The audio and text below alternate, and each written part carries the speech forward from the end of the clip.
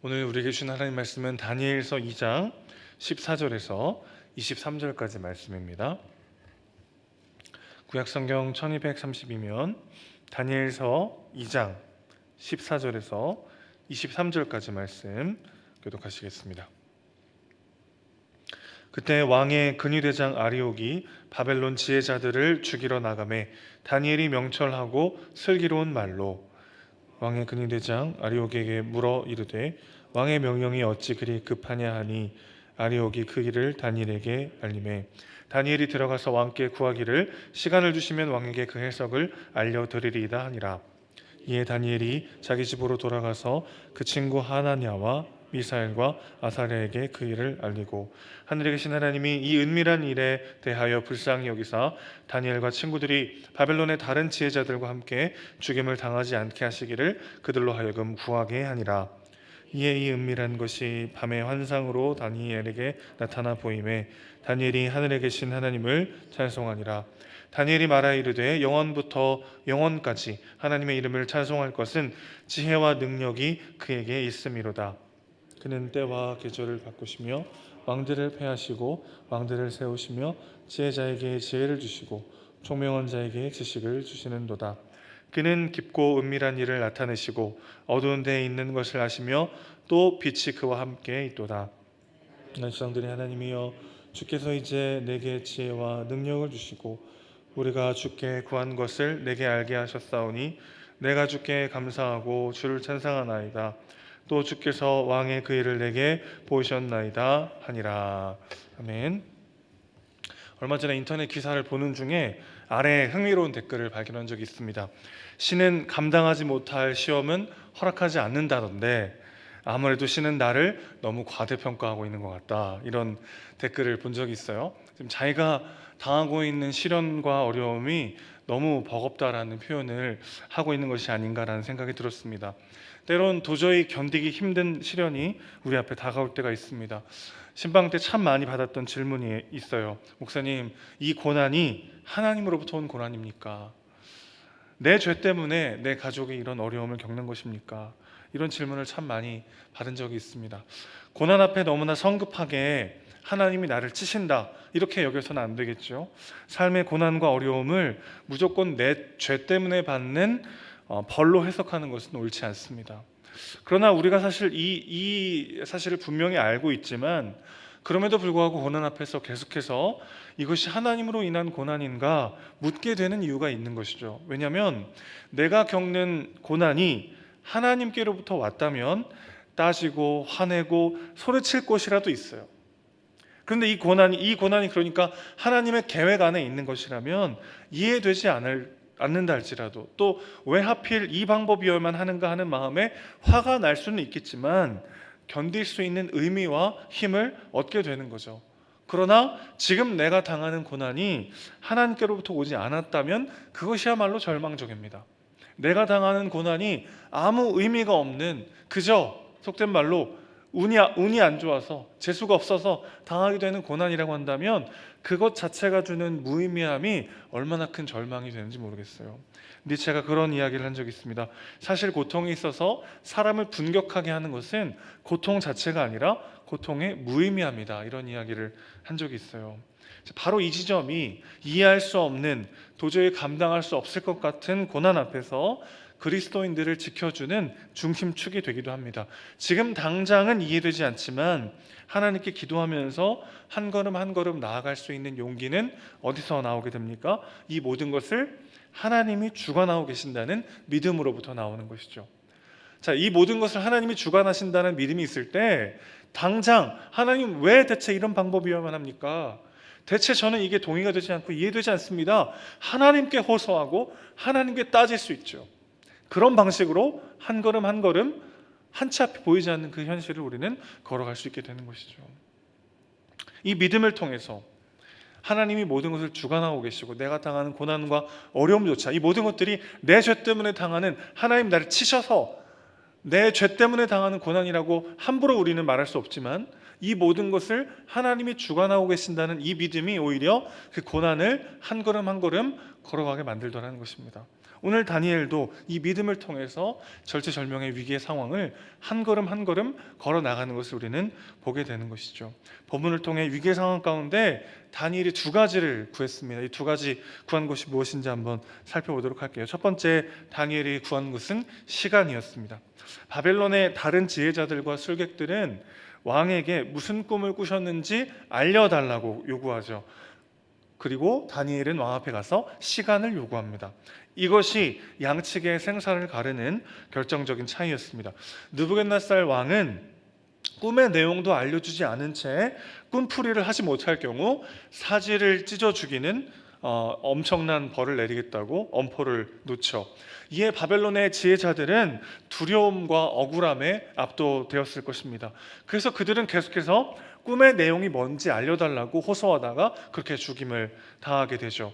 그러나 바벨론 왕 입장에서는 무슨 꿈을 꾸었는지 내가 이야기하면 저 사람들은 얼마든지 그럴듯하게 꾸며서 말할 수 있다라고 생각했을 수도 있습니다. 그만큼 그 꿈은 지금 느부갓네살의 마음을 심각하게 요동시키고 번민케 하는 꿈이었던 것이죠. 그래서 느부갓네살 왕은 꿈의 내용을 절대 이야기하지 않아요. 이야기하지 않고 너희들이 그 내용도 맞춰보고 그게 어떤 뜻인지 말하라라는 거죠. 반대로 바벨론의 지혜자들과 술객들은 그 상황이 너무 답답하고 두려운 것입니다. 그래서 계속 그 내용에 집착하죠. 꿈의 내용을 알려주시면 저희들이 해석하겠습니다. 이 양측 간의 서로 간의 두려움이 서로에게 부딪히는 상황이 있었던 거죠. 이 상황에서 다니엘은 꿈의 내용을 알려달라고 요구하지 않고 시간을 달라고 요구합니다. 살 수 있는 방법은 너무 간단했어요. 네, 왕이시여, 제가 그 내용을 알고 해석할 테니까 시간을 좀 주십시오. 그랬더니 그 모든 것들을 허락해 줍니다. 지금 당장은 꿈의 내용도 모르고 그래서 그 해석도 알 길이 없었어요. 왜 이런 죽음의 위기가 찾아왔는지도 이해할 수가 없습니다. 그러나 다니엘이 아는 것은 이것 하나였어요. 이 모든 것을 하나님이 주관하신다는 것이었습니다.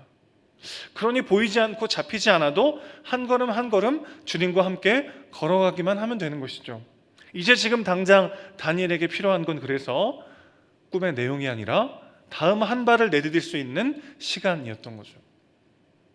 자, 다니엘이 구한 것은 시간만이 아니었어요. 두 번째, 그가 구했던 것은 친구들에게 기도를 요청합니다.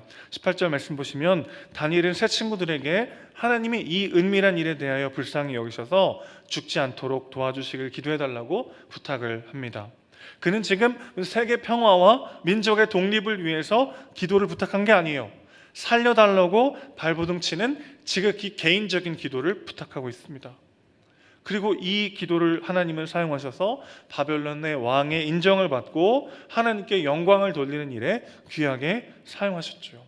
하나님은 우리의 작은 기도를 통해서 하나님 나라의 큰 일을 이루시는 분인 줄로 믿습니다. 기도에는 능력이 있습니다. 믿으십니까?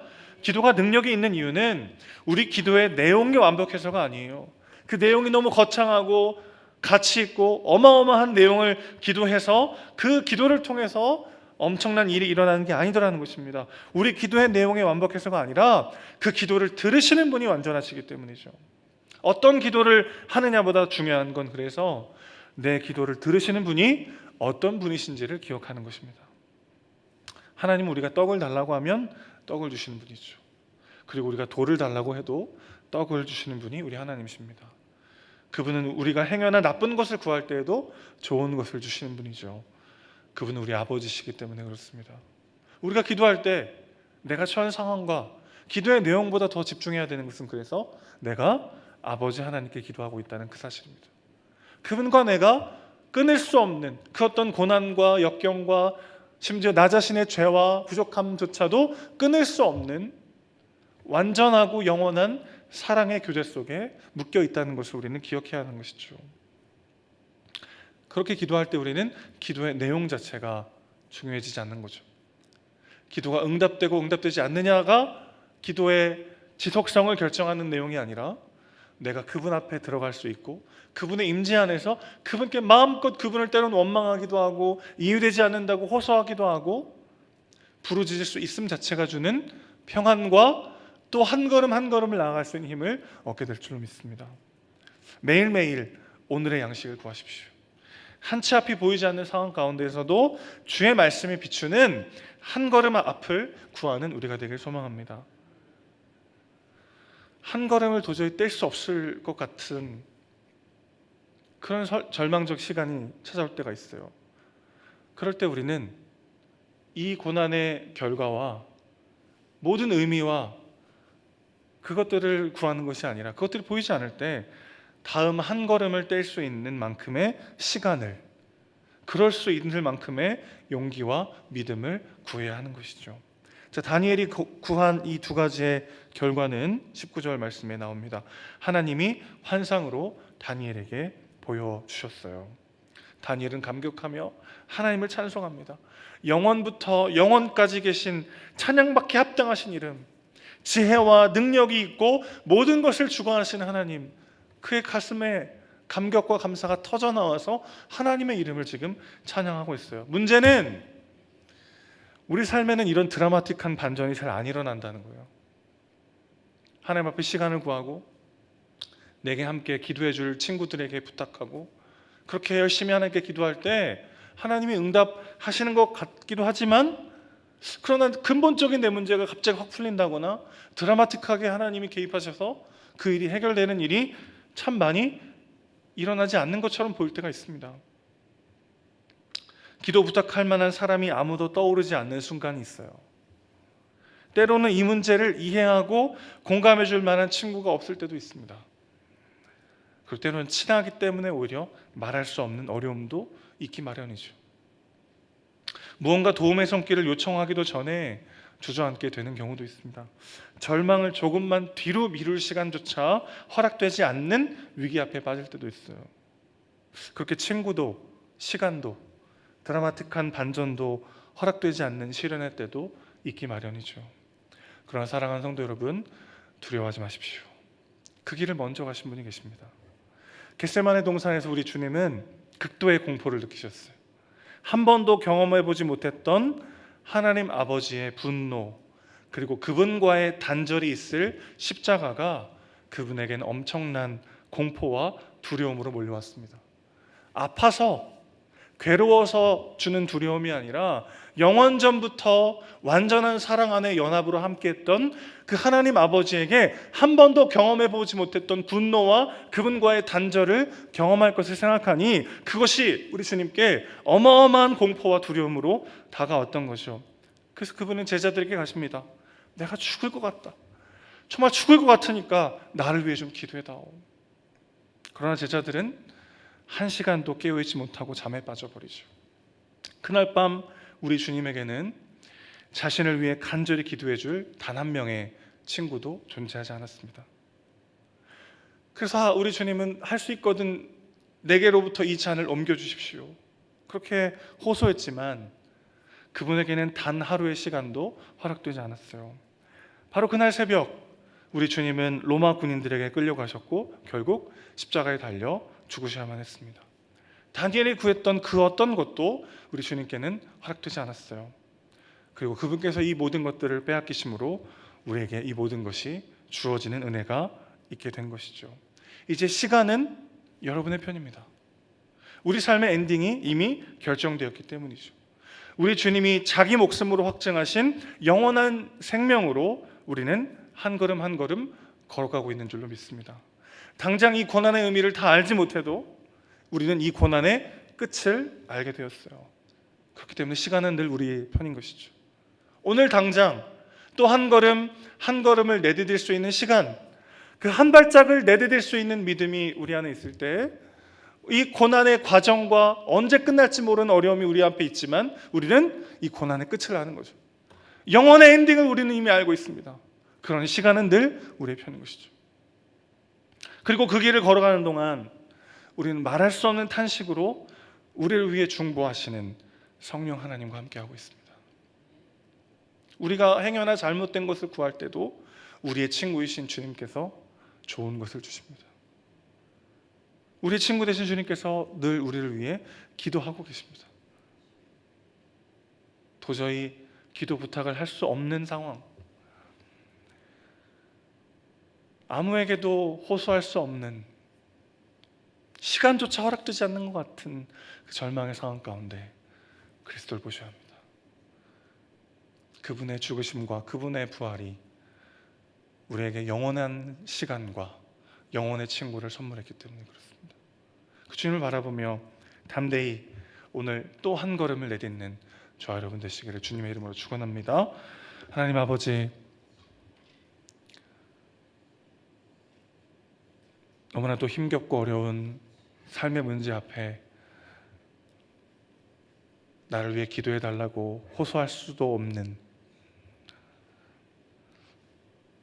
기도 부탁을 할 수도 없는 그런 절망과 어려움이 우리를 찾아올 때도 있고, 잠시 동안의 시간조차 허락되지 않고 끝없이 몰려오는 문제와 어려움이 우리를 숨막히게 할 때가 있습니다.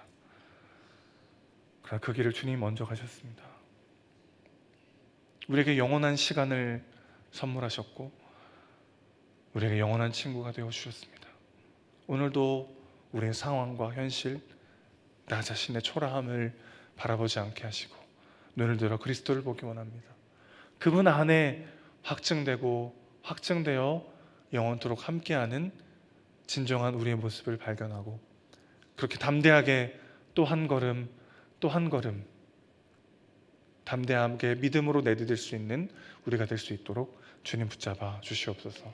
우리 사랑이시고 주인이신 예수님의 이름으로 기도합니다. 아멘.